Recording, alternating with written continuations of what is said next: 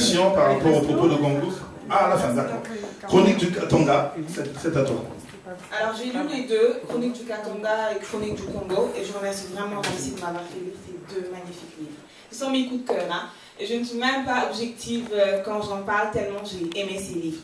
Le premier, Chronique du Congo, il a été fait durant le 14e sommet de l'IF à Brazzaville, donc 19 auteurs. Au Congo en tout cas. Mais lequel? Au Congo en 2012.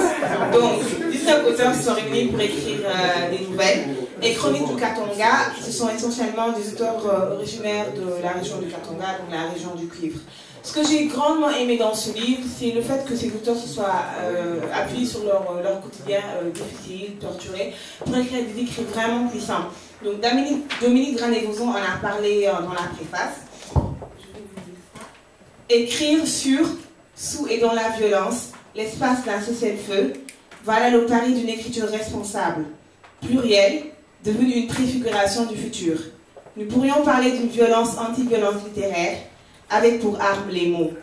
L'écrivain, forgeron de la liberté, est pris en tenaille entre un désir d'engagement qui le porterait au reportage, dans un inventaire exhaustif des plaies ouvertes, qui, sous couvert de fidélité au réel, étoufferait tout travail artistique et une fascination pour l'orfèvrerie langagière au service d'une introspection qui écarterait le monde. Donc je pense que déjà on a un aperçu du livre. Donc le livre parle de la situation des Chégués, des enfants de la rue, des enfants sorciers. Et surtout la nouvelle que j'ai le plus aimée, c'est la nouvelle de Ramsey. C'est pas parce qu'il est là que je le dis, hein, c'est parce que je l'ai aimé. Donc je vais lire aussi un extrait. Elle s'appelle « Et que suis-je maintenant ?» Lorsqu'on choisit de se mouvoir, il faut soit monter, soit descendre. Grimper vers les cimes de l'hypothétique excellence humaine, ou s'abaisser jusqu'au profond creux de l'insouciance morale. Dans un cas, une ingrate misère vous pique dans le dos, et dans l'autre, une grossière opulence vous redresse la face. Magnifique. Donc c'est un livre que je recommande vivement, enfin les deux, hein, si vous pouvez les lire, Chronique du Congo et Chronique du Katanga. Voilà.